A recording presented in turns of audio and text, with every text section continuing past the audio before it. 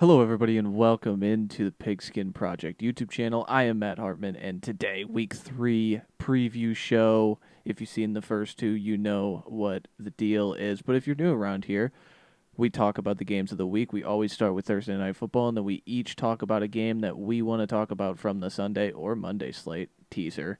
And then we get into some, pigskin pick 'em. We pick games against each other. We keep track of it throughout the year, and then we even do some pigskin payout, which some parlays, not gambling advice. You don't have to tail if you don't want to, but it's always a great time. If you want to see these live Wednesday 9:30 Eastern, 8:30 Central Time is where we record all of this stuff outside of the recap stuff you see on Monday.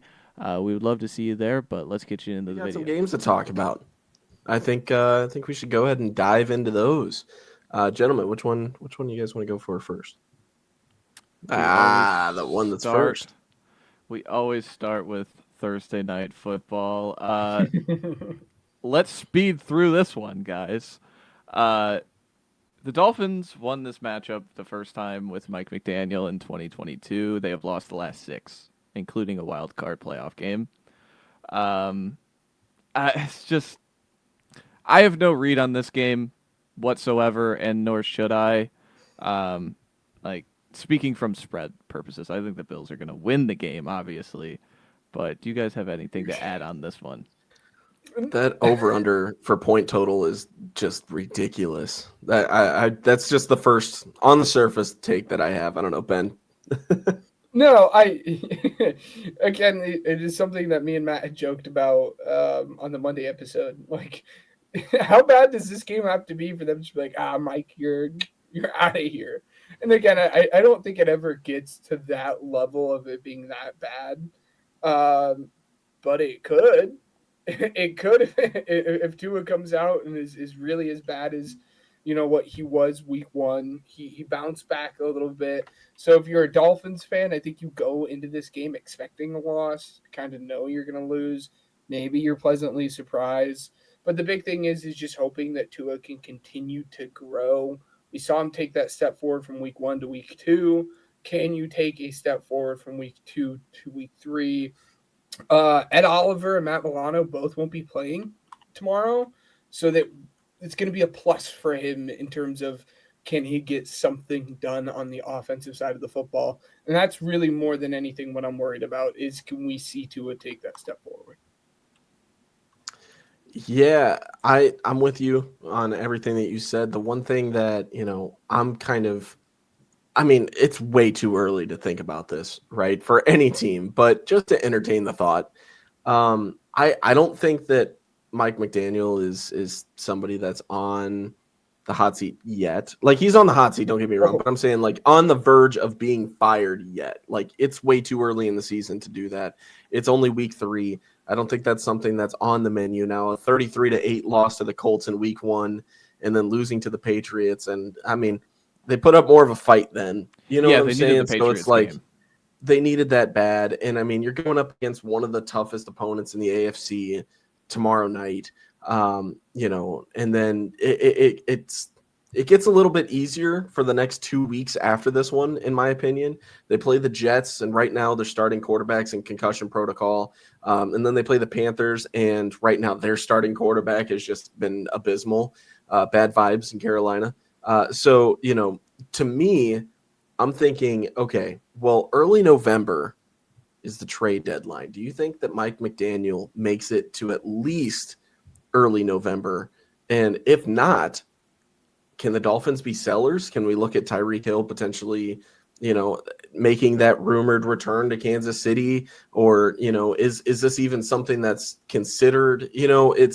It's a weird place for the Dolphins right now. And with that all being said, I know we're all in, unison when we say this, but it's like this matchup is such a no-brainer. The spread's 11.5, minus 11.5 favorites for the Bills. It's crazy.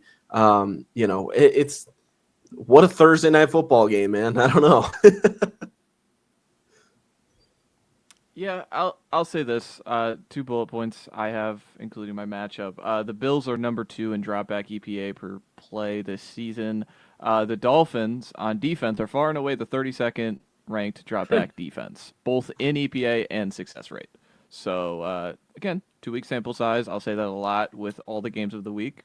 2-week sample size on all these efficiency metrics. So they might not mean anything. They may mean something with the Dolphins and the way they've looked. And then my matchup, the Dolphins through the first 2 weeks. How do the Dolphins win this game is kind of like the way I attack this. What would have to happen for them to win this game? And Ben mentioning Matt Milano and Ed Oliver being out for this game is already a plus.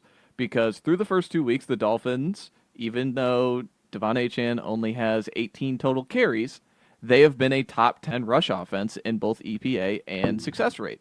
The Bills have been a bottom 10 rush defense in both of those metrics. Now they're missing their star interior linebacker and their star interior defensive lineman. So you think about what Miami can do, stressing your gaps, stressing your discipline, with the way they are just so quick and like getting to the edges.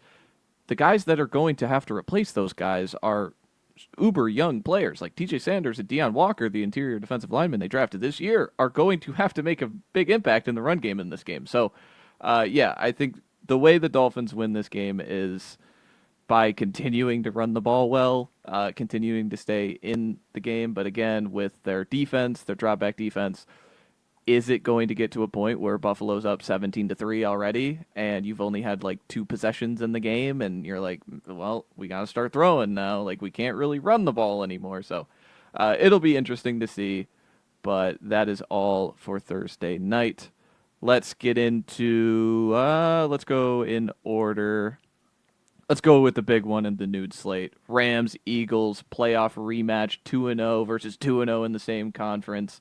Of course, the Rams have added Devontae Adams to this equation since their last time they faced off in January. And Saquon Barkley is on a tear against this team, back-to-back 200-plus rush yard games, or scrimmage yard games, last season. Ryan, this was your game that you picked. Why did you pick it? I'm really looking forward to the matchup that we're going to see between Puka Nacua and the secondary. Puka's been doing really, really good. Through 2 games, he's got 18 catches, which is the most in the league, and he ranks 4th in the league right now in receiving yards. Though the guy doesn't have any touchdowns, let me tell you, if you have him on your fantasy team, you know. He has that big jet sweep rushing touchdown. Yeah, I mean, he has a rushing touchdown. Receiving. So, yeah. Receiving touchdowns, no receiving touchdowns, but rushing touchdown, which is weird, right?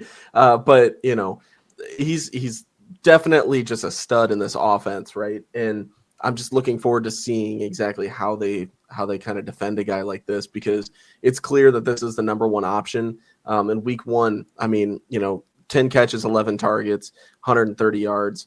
8 catches, 9 targets in the Tennessee game just last week with 91 yards. So, and then that's when you get that rushing attempt where you get 1 carry for 45 yards and a touchdown. Like I said, the guy's just a stud. And I mean, I know the Eagles, it's been a really rough watch. Like, they're not playing the most beautiful game on the planet. Like, this is a very, you know, we're just gonna, what's Dan Campbell say? Eat at your kneecaps or something like that. Bite your kneecaps. They're just gonna win a game by any means necessary. And I'm sure Ben would tell you that's what you want, right? You want to win a game. It doesn't matter how pretty you win it. It's whether or not you have wins in that column. So, you know, in the end of the day, like, this team is really good, right? But the Rams put up a fight in that NFC Championship, and I know they've made a little bit of a change to this roster. I think they've gotten better, and I think that the Rams might be able to squeak one out. I don't know. This -3.5 spread, I hate it. I think this could come down to a 3-point game with as ugly of a game as the Eagles play. I'm not saying that it's an ineffective, bad game. I'm just saying it's a bad watch. You know, with AJ Brown finishing very low in receiving yards, I'm pounding the table as a fantasy owner. Can I get more production out of AJ Brown, please? You don't necessarily need it, though, in this offense when you have a guy like Saquon Barkley being extremely effective in this run game. And of course, and I mean, I've been explaining it's so many times to multiple family members, because they're like, why can't we just do the tush push when the Bears were down 4th and 1 on the Lions? I'm like, look at the way that they line up, right? It's so effective. It's mesmerizing in a way. There's a lot of complaints. I don't know if you guys have seen it, by the way, while we're on the topic of the tush push. Oh yeah, where it's about like them cheating and they're like, false oh, well, they're started all every time. yeah, they false start every time, and then it's like, not to mention every, like every lineman's offsides, and then you look at the defensive lineman, like it's just as bad. Like it's such a gross play. It works every time. Like I get why people were wanting to kind of, ban it, but maybe there's a conversation to have there later. But this is a fun game that I think could be a fun watch. I don't know. I would have liked this one to be in like the afternoon slate instead of the noon slate. I'm talking, I think the Bears, for whatever reason, correct me if I'm wrong. Yeah, that's the game we want. That's the game of a week, right? No, this one needs to be the game of the week, not played at the noon slate. This Matt one needs to be Eberflus played in the return afternoon. home, baby. Yeah, nobody wants to watch that right now. Nobody wants to watch it. So, it's going to be fun. These two teams are awesome, and I like to watch when they, match up every single time. So it's a must watch. Yes. Ben, what you got? Yeah, really quickly on the tush push side of everything, I do think that Kansas City Chiefs game in week 2 that we just watched, it was the death of the tush push. Like for everyone that wanted it banned. You know who killed it? It was Brady in the booth. Brady was miserable in the booth, dude. Oh yeah. Every time he was well, they're just gonna do this again. And you hear him groan to himself like it was. Yeah, but so I do think week 2 marks what will be the end of the tush push. The Eagles will obviously run it throughout the rest of the season. But come the end of the season, I would be very shocked if it did not get banned after that, and the outrage that was all over the internet because Tyler Steen does not know how to sync up with the snap count. But outside of that, this game in particular, I'm picking the low-hanging fruit. Can we see Jalen Hurts finally start passing the football a little bit more efficiently? And can we see better schemes? I touched on it. It is Brian Johnson's schemes, the 2023. It is rough. It is hard to watch. It's literally just like curls and slants. Can we please draw some better stuff up? I'm not getting too worked up over it because this is the same exact way that we talked about Kellen the first 3 or 4 weeks of the season. But I would like to see Hurts take that step forward that I had talked about the entire offseason and actually throw the ball over the middle of the field, throw the ball, in the mid-range, the 10 to 20 range of the field, and see that start going. You know that Saquon can run for 150 yards on this team. We've seen it. He can totally do that, and I wouldn't be mad if he did do that. But can we get the passing offense to start going a little bit, better, firing on all cylinders there? And then Puka, get ready to be locked up in Guantanamo Bay. All right, buddy. Q Taekwondo. Look at the play. He was on the other side of the field. Q ran that play down. It wasn't even in his zone. He ran it down to try to make a play because Reed Blankenship just did not cover the deep man. But that's besides the point. Yeah, Blankenship. He's terrible. Yeah. Anyways, Q's following wide receivers this year. He's taking a step forward into like that QB1 status or CB1 status.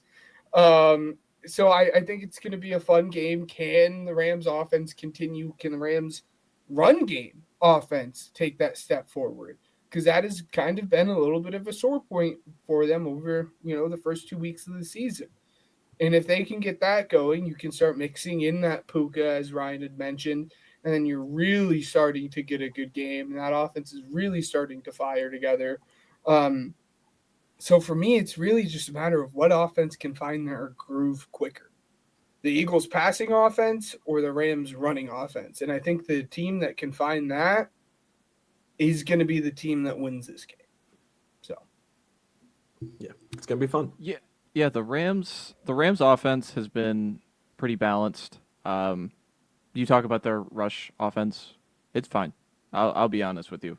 But It is because they are mixing in Blake Corum a little bit more. He was very efficient in the red zone. They're top 12 in every offensive metric that I've mentioned. EPA and success rate both drop back, and rushing. The Eagles haven't. They're top 5 in both rush category, and they're barely squeaking top 20 in both passing category, as you mentioned. The difference has been explosives in the pass game. The Rams through 2 games have 7 passing explosives. The Eagles have 2. The Jahan Dotson 50-yarder week 1 and the Devontae Smith fade route that was underthrown. But it worked out.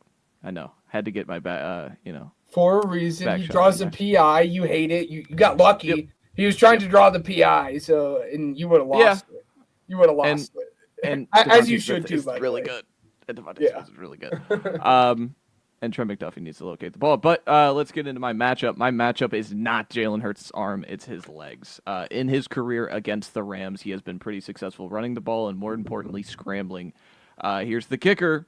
With the Rams, their drop back defense is top 10 in both categories, and they are top 3 in rushing success rate, but their EPA is all the way down at 13th. You're probably asking, well, how is that? Generally, when you have a higher EPA in comparison to your sex rate, it means you give up explosives. And explosives, how do you generate explosives in the run game? Well, having Saquon Barkley and Jalen Hurts' scrambling ability. That's how you do it. And the Eagles have, for the most part, kept drives alive the 2024 Chiefs way in a world where it's 3rd and 6 and Hurts goes and scrambles for 8. That was what he did against Dallas so, efficiently. So that's what I'm interested to see. We saw CJ Stroud have 2 10-plus scrambles against the Rams, and then we had Cam Ward get sacked 5 times and only have 1 scramble for 4 yards. So it's a mixed bag. We're only 2 weeks in. I'm interested to see how the Rams kind of handle this. Is it going to be a heavy box? Is it going to be a lot of, we are committing to stop Saquon and we're going to give up the stuff over, downfield because Hurts is showing, he doesn't want to throw it. I don't know if he wants to or it's just the limitations of the offense, as you mentioned, but it'll be interesting to find out. And someone's going to be 3-0 and really have a stranglehold on this conference with the Packers. So, all for that one. Let's keep it on the noon slate. Let's go to Ben's game. Texans and Jaguars, AFC South battle. The Texans face an 0-3 start as the back-to-back South champions, while Jacksonville looks to bounce back after a pretty ugly loss against Cincinnati in any way you slice it. They forced 3 turnovers on Drake Browning, who came into the game, didn't play a full 4 quarters, and then Jake Browning went on a 90-plus yard drive to win the game. And, of course, the drama with Brian Thomas Jr., Liam Cohen yelling at Trevor Lawrence from the sideline. Pretty interesting game, but let's swing it to Ben first because this was his game. Yes, I mean, as we had discussed in the offseason, Lord knows who's going to win this division. And that's really why I picked this game. It is still so far up in the air. Again, the Colts are leading the division right now. Who would have thunk it? Definitely not us. So I really think that this could be a get-right game for either team and really set them on track to get a hold of the division, whether that is the 2-0 or the 0-2 Texans or the 1-1 Jaguars. That being said, as you said, Trevor Lawrence has struggled immensely to start the season, and it is not going to get any easier coming in here and playing against this Texans defense. It's going to be really, really fun to watch. Can we see the yips of Brian Thomas Jr. kind of fade away, or is this going to be an ongoing struggle that we see throughout the rest of the season?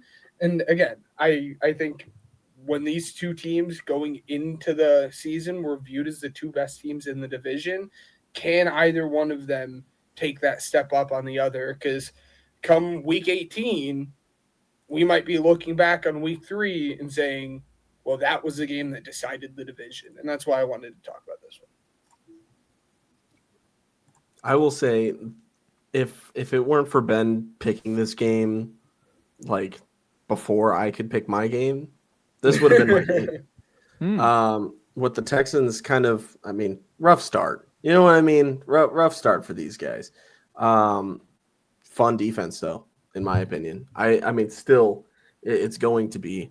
But, I mean, both teams, I would argue. I mean, again, this is another noon slate game, dude. Thank God for YouTube's multi-stream. Because, like, I mean, I'm gonna be watching this one along with the last one. It's going to be so much fun, man. I don't know. These two quarterbacks going head to head.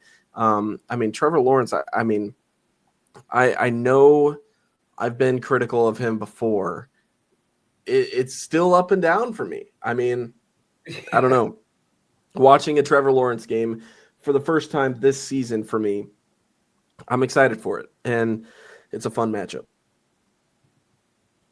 Yeah, it's been by any metric you look at, it's been very up and down for each of these teams. If you looked at what Jacksonville compared to what Houston is doing, you would think Jacksonville is the back-to-back division champion. The Houston offense does not seem to be fixed.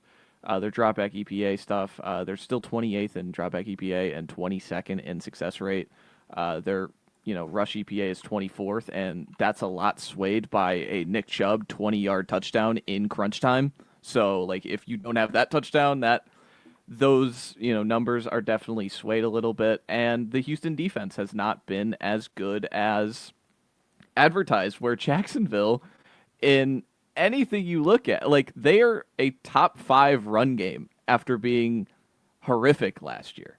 They are, by any metric you look at, a top 12 defense after being in Panthers and Dallas territory last year. So, again, it's 2 games of an efficiency metric, so you got to see more sample and sample and sample. But through 2 weeks, Jacksonville looks like the more, profound team in this division. Maybe not as much as, Indianapolis, but of these 2 teams, certainly they are the favorite. And then I talk about my matchup.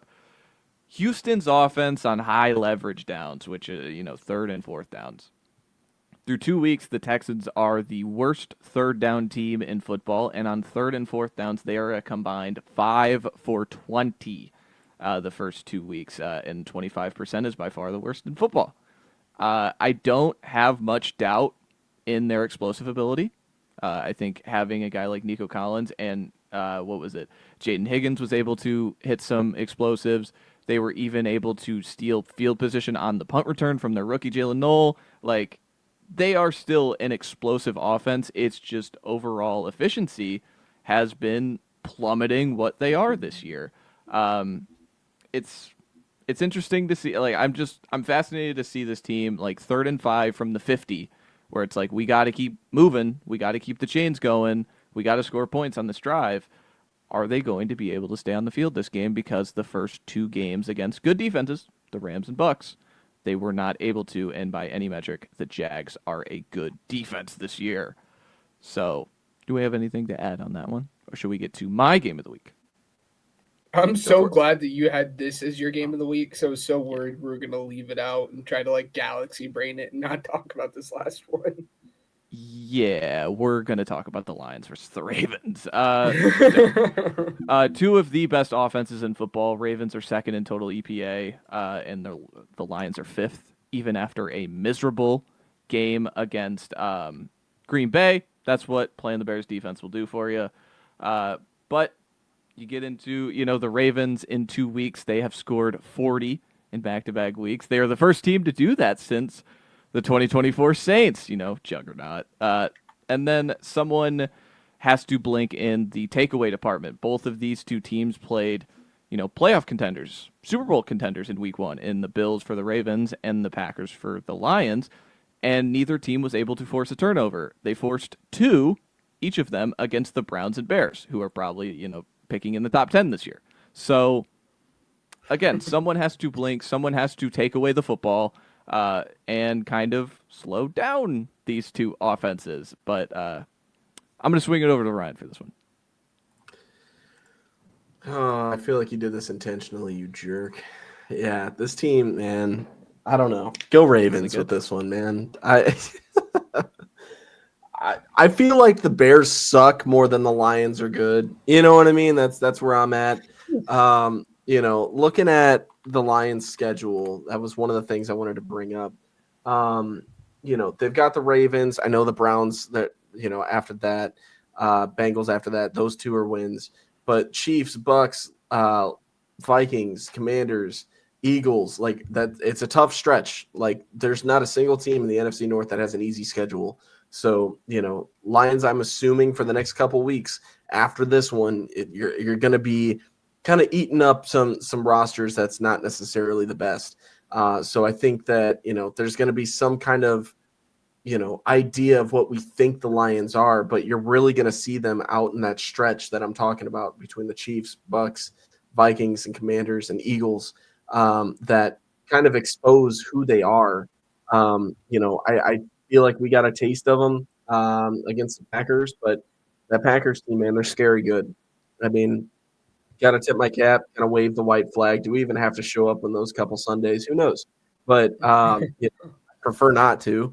But 3 weeks ago, they were the worst team in the North. I don't like them, and that's old news. But to me, I'm just saying. I mean, Micah Parsons does a lot for a team. Okay, so screw you. But anyways, for the Lions doesn't do it all. For the Lions, man, it's I'm just deflated, man. I don't know. I don't even know what to think right now. It sucks. I don't know. Well, I'll tell you what to think. I think the main thing to watch is again, picking the low-hanging fruit, is Jared Goff against this Ravens defense. We saw him struggle in week 1 against one of the better defenses in the Packers, throwing 1 touchdown, 1 interception, 225 yards, and then turning around and absolutely just taking, the belt to the Bears, throwing for 5 touchdowns, over 300 yards and whatnot. And it'll be interesting to see if week 2 was more similar to what we should expect from Jared Goff, or if week 2 was more of a byproduct of playing the Chicago Bears. And who knows? I mean, reality base is probably a little bit of both. Sorry, Ryan. So it's going to be interesting to see how Jared Goff continues to fare against these top-end defenses without a guy like Ben Johnson calling the shots. And that's, again, kind of my matchup. I don't know what Matt's going to say, but is the Lions passing offense against the Ravens passing defense. So, yeah, my matchup. How dare you? How dare you talk about the Lions and not talk about their rush offense, Ben? That's what we're going to talk about. Lions, after an abysmal week 1 running the football, popped their EPA back up to 23rd and their success rate back up to 17th. The rush defense for the Ravens, 24th in EPA and 28th in success rate. So really gettable. And you have a game like why 52 points is able to happen and why 5 passing touchdowns is able to happen for Jared Goff is because of, well, Jahmyr Gibbs was able to hit, a 40-yard explosive on the ground, and David Montgomery was able to rush for 5 yards a carry on 10-plus carries. Like, that is what this team is rooted in being able to run through the interior of their offensive line and kind of pop it out to Gibbs when need be. But I'm just really fascinated to see if is week 1 just a mirage? Are we just are we just gonna add even more like stock to the Packers because the Lions are still gonna be good, which I would agree with, or is it kind of going to be this sporadic like maybe against the really really good teams we can't run the ball, but against the lower level teams we can still run the ball at an impressive rate. And then again, I mean, I just want to see how the Lions, pass rush fares against Lamar Jackson, because again, every game I'm going to be talking about this because it's Aiden Hutchinson and a lot of guys like Marcus Davenport, I think, got hurt while sacking somebody like on Sunday. I don't quote me on that, but I think that did happen. Al-Qadim Muhammad was getting in the mix. Like, of course, like their secondary pass rush, it looked pretty good against the Bears. it's hard to expect that against Baltimore, and sacking Lamar Jackson is really, really hard. That like people don't Breaking do news. that. And they have their ace in Aiden Hutchinson, who, hasn't really popped in a big way, but we'll see. I'm very excited for this game. This was easily the game of the week for me, and like you mentioned, Ben, we were not going to not talk about this game. I'll just say that. Of course. I will say this. The over-under with 52.5, I really hate that as well. I know I've mentioned that for a lot of these, but we're looking at these stats, right? And Matt, you're the king of EPA, right? The Lions rank 25th in EPA per rush play, right? But they're second in EPA per pass play, which is just like fantastic, right? Yep. Looking at the other side of things, the Ravens at number 4 for EPA per pass play, and then number 4 for EPA per rush. So they're consistent across the board. And to me, like the Lions, after demolishing the Bears the way that they did, right, to still rank that low, I mean, we can't sit here and just be like, oh, well, they faced two tough opponents, or not too tough, but like they faced, one tough opponent, one not so tough opponent.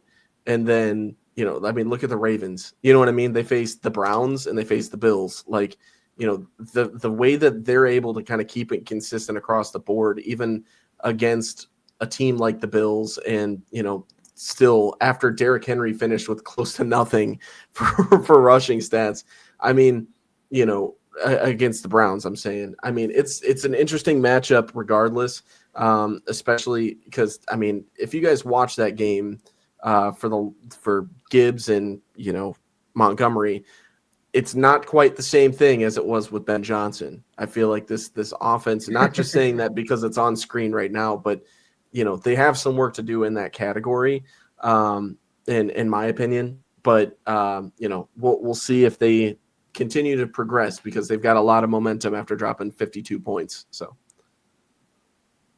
all right, let's Matt, get really quickly. I know I just have to do this. Going into the season, you're a big Rashad Bateman guy. And I'm so sorry. This is really like a battle of two evils for you. Would you prefer Terrion Arnold to just lock down Bateman? Terrion Arnold, a known Matt guy? Or would you prefer Rashad Bateman to like pop off and prove you right? I mean, it's Arnold. It's Arnold, because he's been terrible. He's played 20 games of football in his career. He is bad. And maybe he's just not a sticky man coverage corner that I thought he could be at this level. I still think his zone stuff is pretty good, but no, yes. For the most part, we need let's I would lean Arnold, but we'll find out. I bet Arnold travels. I bet Arnold travels with Flowers anyway, because they forge him by fire. They just send him at number ones all the time.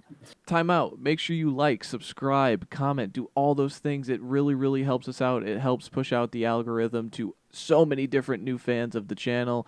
But I'll let you get back to the video.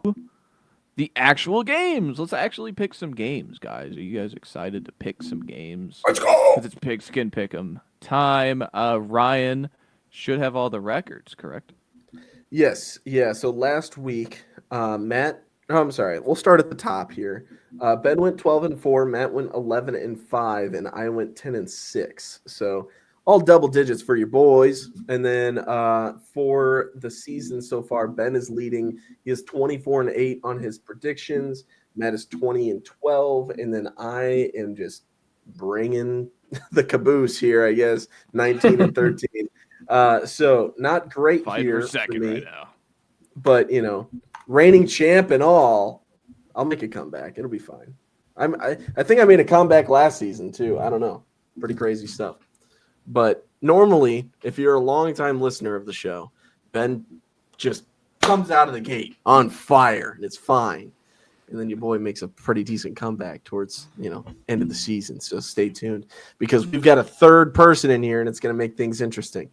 That being said, let's start with Thursday Night Football. What are we thinking? Dolphins, Bills.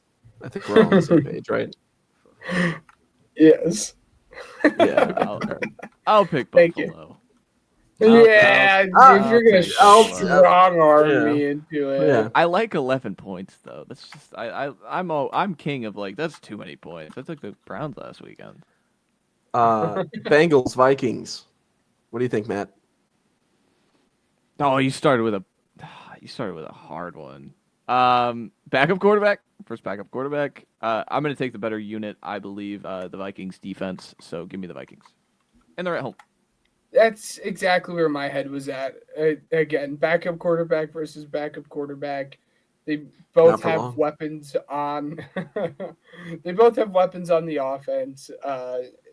Tie goes to the defense, and world's better defense for the Vikings. I'm going Vikings.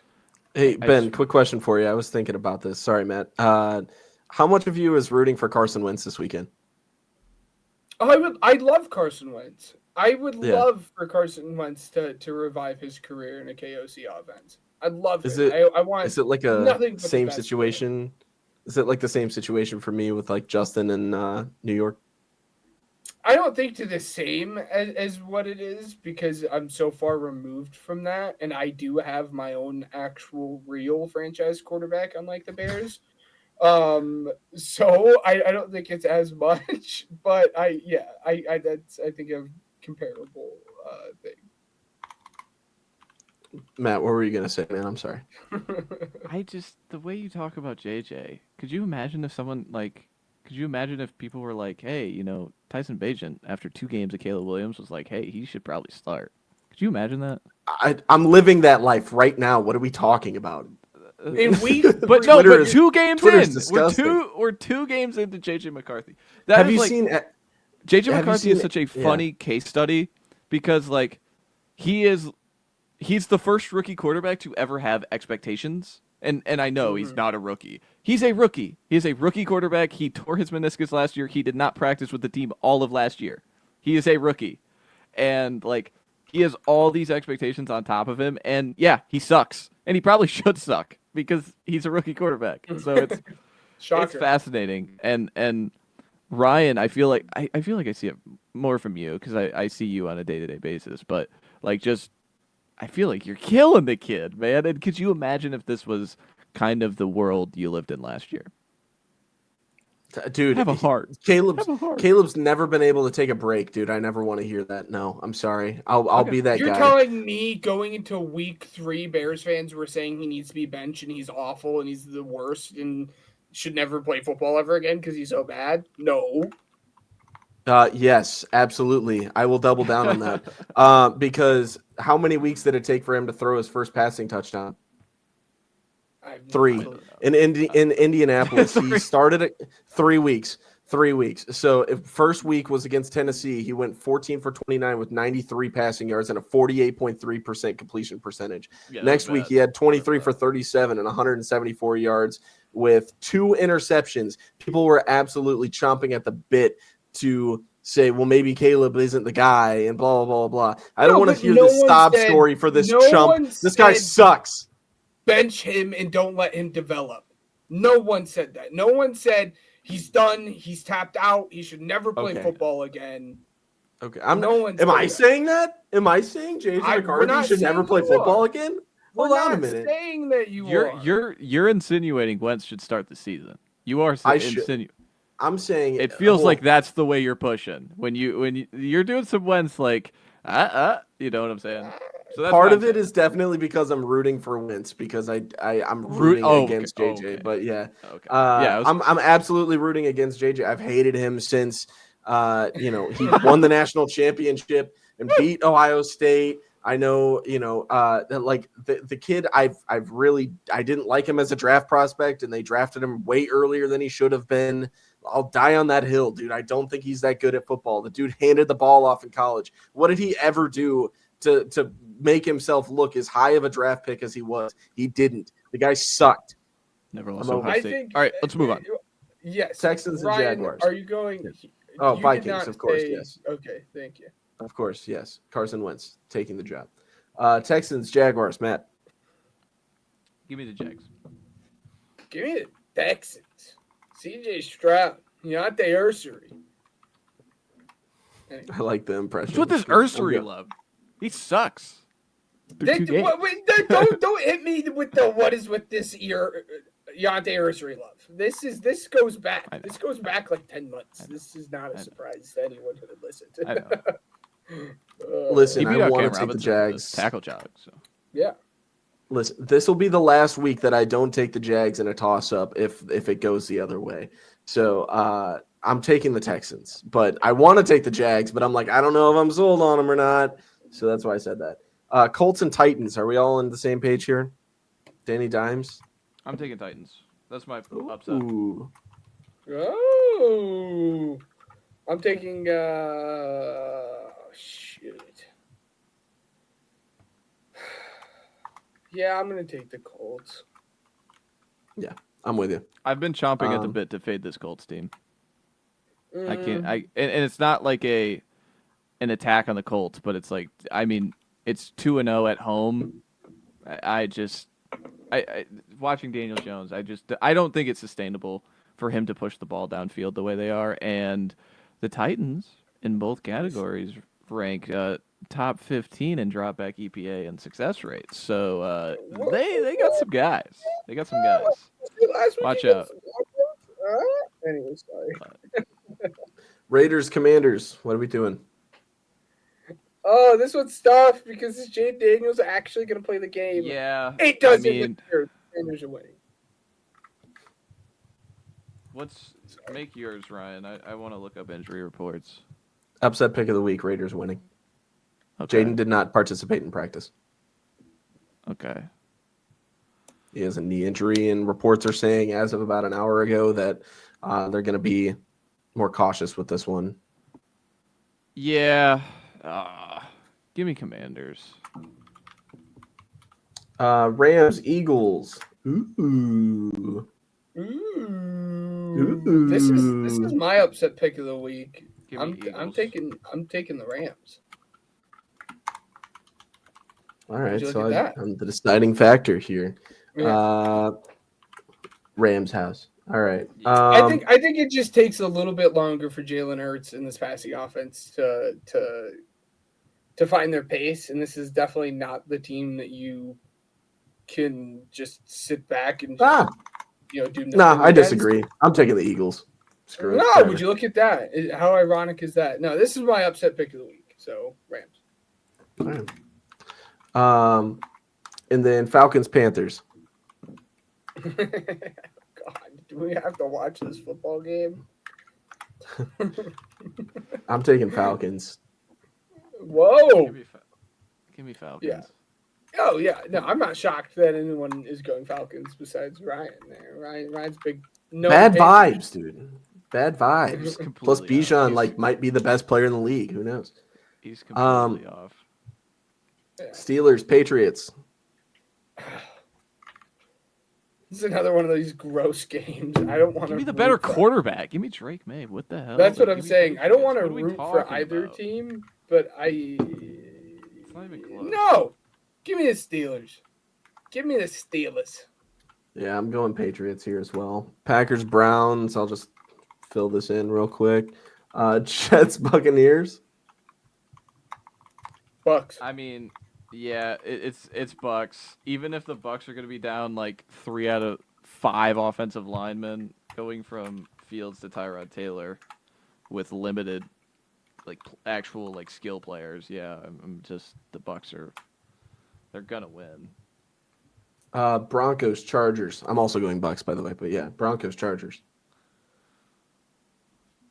This is tough, man. Give me the Chargers. What are you picking? I'll go Broncos.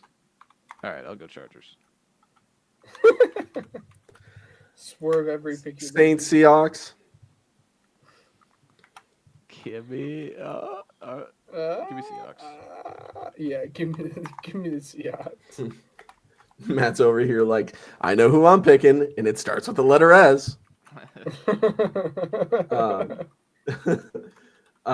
Cowboys, Bears. All right, across the board. Got that one. All right. Bears. Whoa! Bears. Oh, really? Both of you? Yeah. Can I have a Yeah. reason as to why, dude? I'm like really hanging my head on this one. No, I agree. I mean, it is everything that Matt had said in the earlier segment. I do think it's only a matter of time until someone eventually finds out a way. And it goes back to the same thing that we said when they traded Micah away. There's just not enough pieces along this defensive line that makes me scared. So give Caleb an extra second in the pocket to throw, and Ben Johnson's going to be cooking. Yeah, Wouldn't it be ironic if this is I the think one that Johnson I versus get wrong? Eberflus. Yeah. No. You're back in Eberflus. Dude, I hate it. I hate it. But I Hashtag know it. membership I know Barney. this team. They're gonna make me miserable. I know it. Cardinals, Niners. We're all fading our favorite teams this week. Yeah. I know. Oof. Give me Cardinals. Give me They the won the game last year. Niners. I'm going Niners as well. Chiefs, Giants. Chiefs finally get their first win of the season, I assume, unless disaster strikes, right? You guys got to look it up. What is it? Do you guys know who Don LaGreca is? He said Yes. the Giants, like, he's on sports radio, and he was like screaming into a microphone. They're not gonna let the Chiefs lose this game. They're not gonna do it to the Giants of all people. And he just started Hey, screaming. remember when about we it. had prime Russell Wilson show up for a drive in 2025? That was fun. for a For a game? drive? For a game, Yeah. dude. Yeah. Dude was just Li- lobbing moon balls. Dude, Like, yeah. Thanks for Malik that. Neighbors Malik go find the Neighbors. football, dude. He's That was so awesome. sick. Lions, Ravens. Do we have to pick this game, dude? Can we just hope that everybody has fun?